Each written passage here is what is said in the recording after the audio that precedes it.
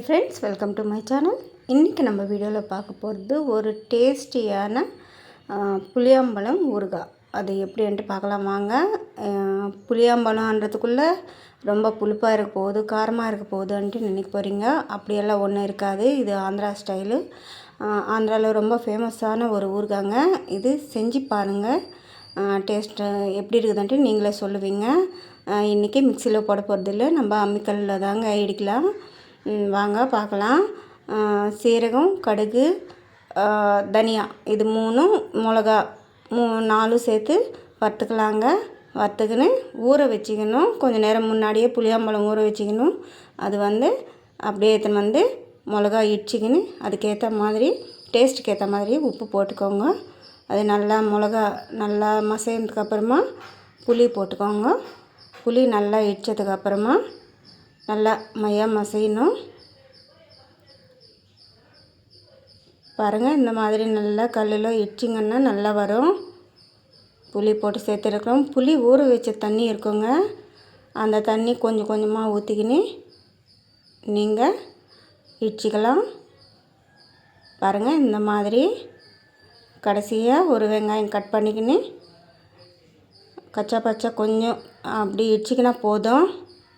செம்ம டேஸ்ட்டாக இருக்குங்க. செஞ்சு பார்த்துட்டு இந்த மழை டைமில் இந்த சாப்பாடுக்கு சுடு சாப்பாடில் போட்டுக்கின்னு சாப்பிட்டா செம்மையாக இருக்கும்.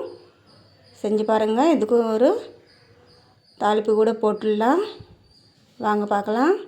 கடுகு, சீரகம், கொஞ்சம் கருவேப்பிலை, அவ்வளோதாங்க. நம்மளுக்கு சட்னி ரெடி ஆயிடுச்சு.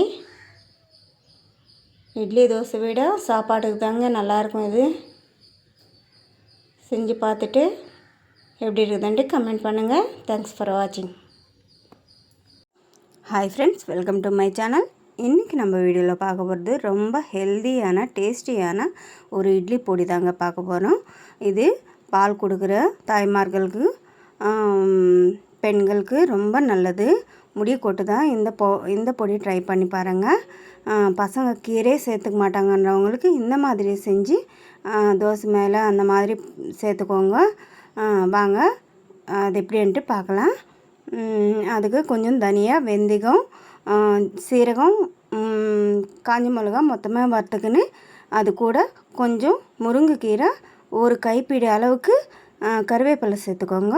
அது ட்ரை ரோஸ்ட் பண்ணுங்கள். கடைசியாக கொஞ்சமாக ஒரு 2 ஸ்பூன் எண்ணெய் ஊற்றிட்டு கடலம்பருப்பு, உளுத்தம்பருப்பு வறுத்துக்கோங்க. பொன்னேரமாக வந்ததுக்கப்புறமா அப்படியே அந்த கீரை கூட அந்த வறுத்த எல்லாமே சேர்த்து அரைச்சிடுங்க. ஃப்ரெண்ட்ஸ், போட்டது வீடியோ ஸ்கிப் ஆகிடுச்சு.